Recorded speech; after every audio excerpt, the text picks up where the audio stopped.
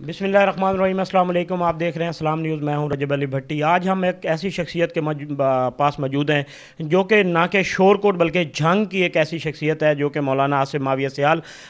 अगर मौलाना आसिफ माविया सियाल की बात की जाए तो 2013 में इन्होंने एंट्री की इलेक्शन में, और वहाँ पर उस टाइम तकरीबन ये 37,000 या 38,000 वोट लिए। उसके बाद 2018 में एक काफ़ी मजबूत कैंडिडेट के तौर पर आए और यहाँ पर आकर 70,200 कुछ वोट लिए। उस टाइम के जो वक्त शोरकोट में अगर बात की जाए तो सियासत में उसमें तकरीबन काफ़ी सियासतदान इंटर हो चुके थे, जिसमें अमीर अब्बास खान सियाल था और साहबजादा अमीर सुल्तान था। सबसे पहले जो कैंडिडेट था वो साहबजादा अमीर सुल्तान था जिन्होंने 90,000 प्लस वोट लिए, और उसके बाद मौलाना आसिफ माविया और साहबजादा अमीर सुल्तान के दरमियान मुकाबला देखने में आया। उसके बाद मौलाना आसिफ माविया सियाल को हमने देखा वो काफ़ी एक्टिव हो गए। काफ़ी शख्सियत जो है वो यहाँ पर हारने के बाद अमीर अब्बास सुल्तान जो है वो पीछे हट गया, सैमा अख्तर भरवाना जो है वो पीछे हट गई। लेकिन मौलाना आसिफ माविया सियाल जो है उन्होंने अपनी जद्दोजहद नहीं छोड़ी, वो अपनी जद्दोजहद में लगे हुए हैं। आज भी हम अगर यहाँ पर इनके डेरे पे आए हैं तो काफ़ी लोग यहाँ पर जमा हैं जो कि मौलाना साहब के इंतज़ार में बैठे होते हैं। मौलाना साहब आते हैं तो उनकी बात सुनते हैं और फिर उनका काम जो है वो करवाते हैं। अगर वो काम महकमा माल के हो या पुलिस के तहत हो तो काफ़ी लोग यहाँ पर आए होते हैं। मौलाना से माविया सियाल साहब मेरे साथ मौजूद हैं। मौलाना साहब, सबसे पहले तो आप ये बताइएगा, आपने सियासत में जो एंट्री की है वो आपने यहाँ पर सियासतदानों की वजह से की है या वैसे आपका एक शौक़ था? बिस्मिल्लाहिर्रहमानिर्रहीम। सबसे पहले तो मैं सलाम न्यूज़ का और आपकी पूरी टीम का शुक्रिया अदा करता हूँ कि आपने टाइम निकाला और हमारी आवाज़ आवाम तक पहुँचाने का आपने जो है हमें मौका दिया। मैं सियासत में 2011 के सितंबर में पहली बार उतरा हूँ सियासत के मैदान में। उससे पहले हमारा कोई सियासी बैकग्राउंड नहीं है और ना ही हमारी फैमिली में कोई सियासत में हिस्सा लिया करता था। सितंबर 2011 से सफ़र शुरू किया। 2013 में पहला इलेक्शन लड़ा जिसमें 37,000 सम प्लस वोट जो है वो अल्लाह के फजल करम से हमें मिले। हमने उसके बाद 2013 से 2018 तक मैदान खाली नहीं छोड़ा, पूरी मेहनत की, आवाम को अपने राब्ते में रखा और आवाम के साथ हम मुसलसल राब्ते में रहे। 2018 के इलेक्शन में अल्लाह के फजल करम से जो है अल्लाह रब्बुल इज़्ज़त ने हमें 70,000 सम प्लस वोटों के साथ जो है नवाजा और हम दूसरे नंबर पर आए। 2018 के बाद भी हमने अपने हौसले नहीं पस्त किए बल्कि हम मुसलसल आवाम के साथ राब्ते में रहे और इस वक्त अल्हम्दुलिल्लाह अल्लाह के फजल करम से हम अपनी आवाम के साथ मज़बूत राब्ते में हैं और हम पुर उम्मीद भी हैं और अल्लाह पर यकीन भी रखते हैं कि इंशाअल्लाह आने वाला इलेक्शन जो है हम भारी लीड से इंशाअल्लाह जीतेंगे।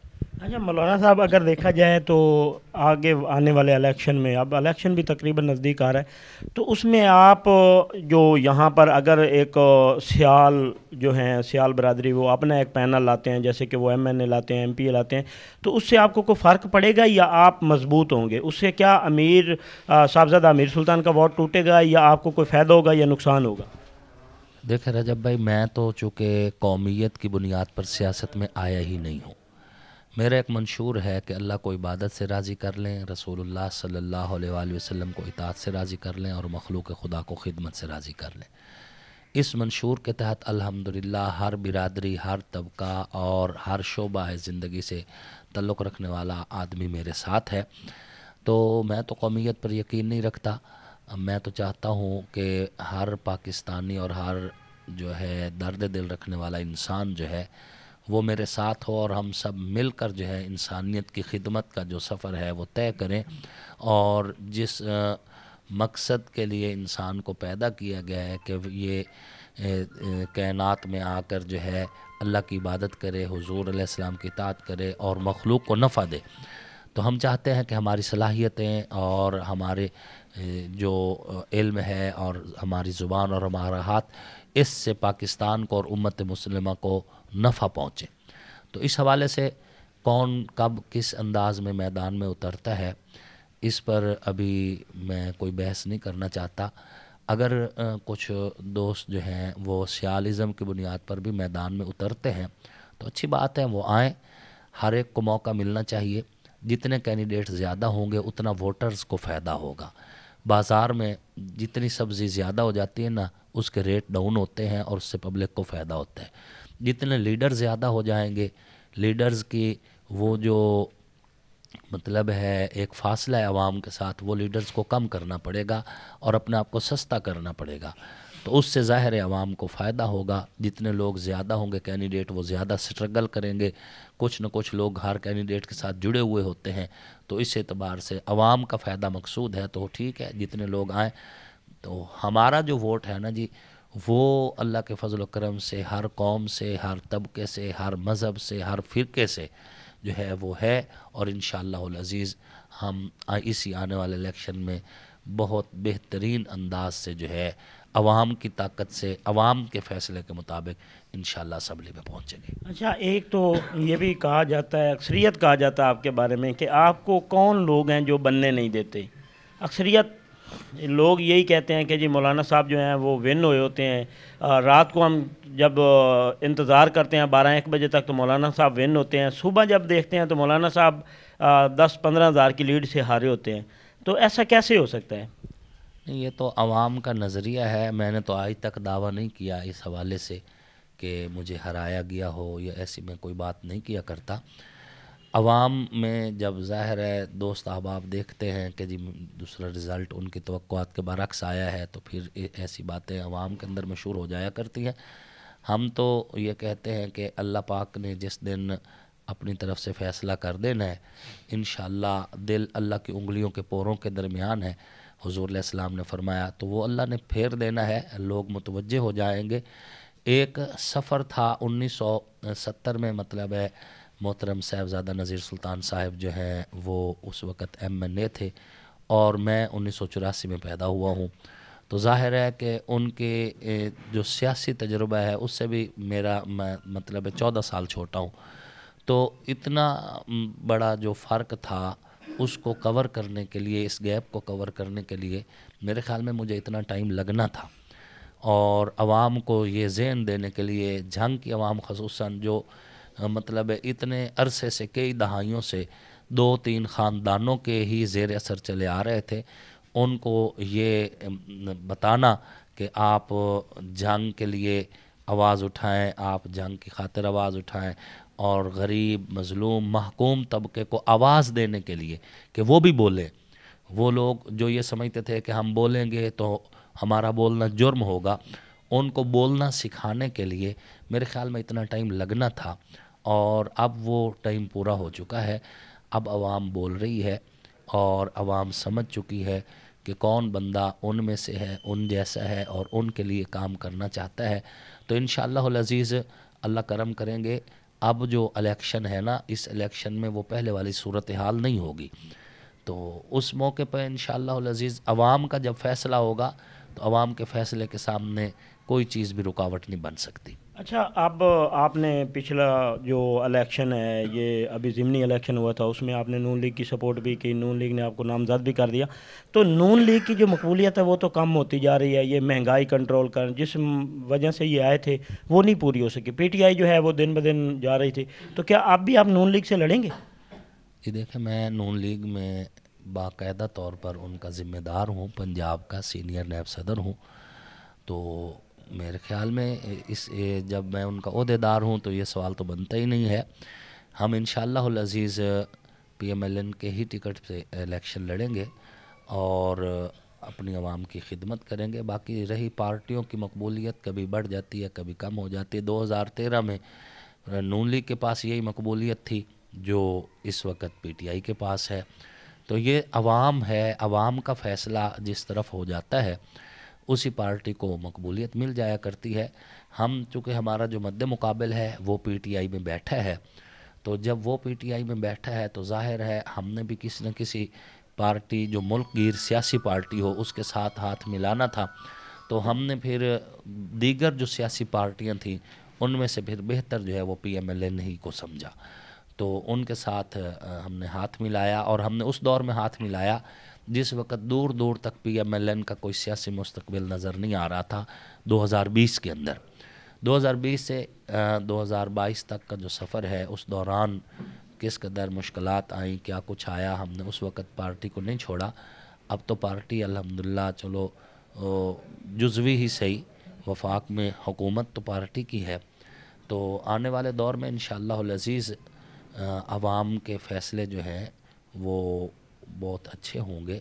और यहाँ जंग की सतह पर ख़ुसूसन जो हमारा इलाका है, यहाँ पर हम अगरचे नून लीग के टिकट होल्डर हैं और नून लीग से वाबस्ता भी हैं, उसके बावजूद अपने नौजवानों को मैं ये कहा करता हूँ कि आप अपर लेवल की जो सियासत है ना उसको छोड़ें। नवाज शरीफ साहब क्या कर रहे हैं, इमरान खान साहब क्या कर रहे हैं, वो जो है मुल्की लेवल की बात है। हम ये देखें कि हमारे शोरकोट और अहमदपुर सियाल का जो हल्का है और झंग का, पूरे झंग का जो हल्का है, इसमें हमारे जो नुमाइंदे मकामी, हमें उनको डिस्कस करना चाहिए कि ये मकामी नुमाइंदे जो हैं, यही नुमाइंदे कल नून लीग में थे, यही उससे पहले काफ लीग में थे, यही मिल्लत पार्टी में थे, यही JUI में थे। इन नुमाइंदों ने कोई मुल्क गिर किसी पार्टी को छोड़ा नहीं है, हर पार्टी में से इन्होंने हिस्सा लिया। यही अदम एतमाद से चंद दिन पहले की बात है कि यही लोग जो इस वक्त अपने आप को PTI का शो कर रहे हैं और बड़ा शोर शराबा के साथ में, यही लोग जो है मिन्नतें तरले कर रहे थे नून लीग की क़ियादत के कि आप मौलाना साहब को छोड़ें, आप हमें टिकट दें, हम आपके साथ शामिल होने को तैयार हैं। तो जब उधर से कोई ग्रीन सिग्नल नहीं मिला, अदम एतमाद हो गया। अदम एतमाद के आप सहाफ़ी हैं, आप अच्छी तरह इस बात को समझ सकते हैं कि अदम एतमाद होने के भी 2-3 दिन के बाद हमारा मद्दे मुकाबल मंज़र आम पर आया। उससे पहले उन्होंने खामोशी मतलब की हुई थी, वो कोई अपनी गुफ्तगू ज़ाहिर नहीं कर रहे थे। अदम एतमाद के बाद जब इमरान खान साहब को दोबारा फेम मिली है, तो फिर इनको पता चला कि अब तो पब्लिक इमरान खान के साथ है, तो फिर ये वापस उन्हीं बेंचों पर जाकर बैठ गए और जाकर 2-3 दिन के बाद इनका बयान आया कि ईमान के साथ हैं, हम खान के साथ हैं। उससे पहले तो ये मिन्नतें तरले कर रहे थे, एयाज सादिक साहब के ज़रिए से और ख्वाजा आसिफ साहब के ज़रिए से ये नवाज शरीफ साहब को पैगाम दे रहे थे कि हम पूरा ग्रुप आपके साथ शामिल होते हैं, आप एक मौलाना साहब को लेकर क्या करेंगे। तो मेरे ख़्याल में ये है कि हमारे जो जंग के नुमाइंदे हैं ना, हमें उनको मद्देनज़र रख के जंग के अवाम को फ़ैसला करना चाहिए। ये नुमाइंदे किसी एक पार्टी के नुमाइंदे हैं ही नहीं, नज़रियाती वर्कर्स नहीं हैं। इन्होंने देखना होता है कि हुकूमत किसकी बन रही है, उधर फलाई करने में इनको कोई ज़्यादा देर नहीं लगती। तो जंग की आवाम और ख़ुसूसन हमारा नौजवान, चाहे वो PTI से वाबस्ता है, चाहे PMLN से वाबस्ता है या दीगर सियासी पार्टियों से वाबस्ता है, तो मेरा अपने नौजवान से यही मुतालबा है कि आप जंग और सिर्फ जंग और अपने आने वाली नस्लों का मुस्तकबिल उसके मुताबिक फ़ैसला करें। और मकामी नुमाइंदों को देख कर के, मकामी नुमाइंदा आपका अगर आपके साथ मुखलिस है तो वो PTI में बैठे, नून लीग में बैठे, जिस पार्टी में भी बैठेगा वो वहाँ से जंग लड़ेगा और आपके लिए कुछ न कुछ लेकर आएगा। और अगर आपका अपना नुमाइंदा मुखलिस नहीं है तो आगे चाहे हुकूमत PTI की हो चाहे नून लीग की हो, आपको कुछ नहीं मिलने वाला। और यही टूटी सड़कें, यही वीरान अस्पताल, यही महरूमियाँ, यही रिश्वत बाजारी, रिश्वत सतानी, चोर बाजारी। आप इस बात से वाकिफ़ नहीं है कि इस वक्त हमारे थानों में क्या हो रहा है, इस वक्त जो है रेवन्यू में क्या हो रहा है, इस वक्त जो है पटवारी हजरात किस अंदाज से आवाम के साथ जुल्म कर रहे हैं। और गरीब तबका, मेरी नज़रों में एक बुज़ुर्ग है यहाँ बाबा इल्मुद्दीन, वो बेचारा पिछले 1.5 माह से असिस्टेंट कमिश्नर साहब के दफ्तर के धक्के खा रहा है। और असिस्टेंट कमिश्नर साहब खुली कचहरी लगवा के रोज़ मतलब मीडिया सेशन कर रहे हैं, लेकिन एक बुज़ुर्ग जो 100% नहीं 200% राइट पर है, उसका मेरिट बनता है, लेकिन उसके लिए कोई कदम नहीं उठाया जा रहा, चूँकि वो बुज़ुर्ग मातहत अमले को पैसे नहीं दे सकता। गरीब आदमी है, उसके पास इतने पैसे नहीं है कि वो पैसे दे और अपना काम करवाए। तो ये आवाम ने, अगर आवाम चाहती है कि इसी तरह थानों में रिश्वत दे, इसी तरह पटवारियों को रिश्वत दे, इसी तरह दीगर महकमों में रिश्वत दे, तो ठीक है, अपनी मर्ज़ी के फ़ैसले करें। और अगर ये चाहते हैं कि हम इस चोर बाज़ारी को, रिश्वत सतानी को اور ان جو لوگوں کے اوپر ظلم ہو رہے ہیں محکموں کے اندر سے، ان کو ہم روکیں اور آہنی دیوار بنا کر روکیں، تو میرے خیال میں ہمارے نوجوانوں کو، ہمارے اس علاقہ کے لوگوں کو ایک موقع مجھے بھی دینا چاہیے۔ دیکھیں تو صحیح، 5 سال گزرتے کون سی دیر لگتی ہے، اگر میں امیدوں پہ پورا نہ اتروں تو 5 سال کے بعد چینج کر لیں گے۔ اچھا، آپ کا احمد پور سیال حلقہ ادھر ملا ہے، پہلے ہمارے پاس ساتھ نہیں تھا، اس سے کیا آپ کو فائدہ ہوگا؟ اور دوسرا، آپ کے جو ایم پی ایز ہیں، کیا آپ کس کو لیں گے؟ یہاں پر چودھری خالد غنی بھی ہیں، مادو لال بھی ہیں، تو ان کا بھی یہی کہنا ہے، دونوں کا کہنا ہے کہ ہم آصف معاویہ صاحب کے ساتھ ہیں، تو صاف ظاہر ہے آپ کے لڑنا تو ایک نہیں ہے، تو اس میں سے کس کو بہتر فیصلہ کریں گے؟ آپ نے پہلا سوال کیا ہے تحصیل احمد پور سیال کے حوالے سے۔ پچھلے الیکشن میں 2018 میں تحصیل احمد پور سیال کی 4 یونین کونسلیں میرے ساتھ شامل ہوئی تھیں، اور ان 4 یونین کونسلوں میں صرف 15-16 دن کی کمپین تھی، یعنی حلقہ بنا اور 1 مہینے کے اندر الیکشن ہو گیا۔ 15-16 دنوں میں نے صرف 3 دن وہاں پہ چکر لگایا تھا، اور ان 3 دنوں میں ان 4 یونین کونسلوں سے ون ہو کر نکلا تھا، اور میرا مد مقابل جو اس وقت موجودہ ایم این اے ہے، یہ وہاں احمد پور سیال میں میرے سے ہارا ہے، ہم وہاں سے جیت کر آئے ہیں۔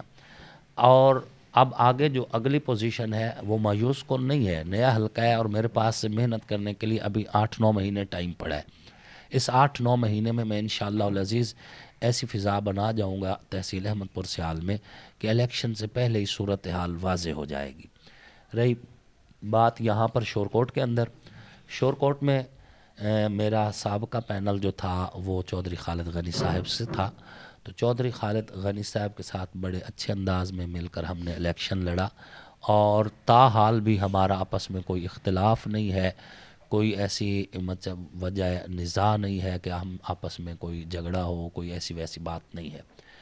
صورتحال یہ ہے کہ میاں مادو لال حسین جنجیانہ صاحب جو ہیں، انہوں نے بھی چونکہ پچھلے دنوں میں P M L N join کر لی تھی، اور چودھری خالد غنی صاحب already P M L N کے ساتھ وابستہ ہیں، تو اب جب دونوں امیدوار پی ایم ایل این کے ساتھ جڑے ہوئے ہیں، تو اب پارٹی قیادت نے فیصلہ کرنا ہے کہ وہ دونوں کو کس انداز سے جو ہے اکاموڈیٹ کرتی ہے۔ تو انشاءاللہ العزیز جو پارٹی قیادت ہے، میرے خیال میں وہ دونوں چونکہ بڑے اہم اور ووٹ بینک رکھنے والی شخصیات ہے، تو دونوں میں سے کسی کو بھی اگنور نہیں کیا جائے گا۔ پارٹی قیادت جو ہے کوئی اچھا ہی فیصلہ کرے گی، تو ان کے ساتھ ساتھ ہم جو فیصلہ ہے، ہمارا فیصلہ اسی اعتبار سے ظاہر ہوگا۔ سر دست ہم اس بارے میں اس سے زیادہ مطلب ہے نہیں بتا سکتے۔ اچھا، ایک آخری سوال یہ بھی ہے کہ رات کو آپ نے دیکھا کہ خان کا جو جلسہ تھا اس پنڈی میں، اس میں انہوں نے فیصلہ کیا کہ اسمبلیاں جو ہیں وہ تمام توڑ دی جائیں گی، تو کیا اس سے الیکشن جلدی ہوگا یا وہی 7-8 ماہ جو لگیں گے آپ کہہ رہے ہیں اسی کے مطابق ہوگا؟ دیکھیں، خان صاحب کا فیصلہ جو رات کو انہوں نے سنایا ہے، بڑا خوشائند فیصلہ ہے۔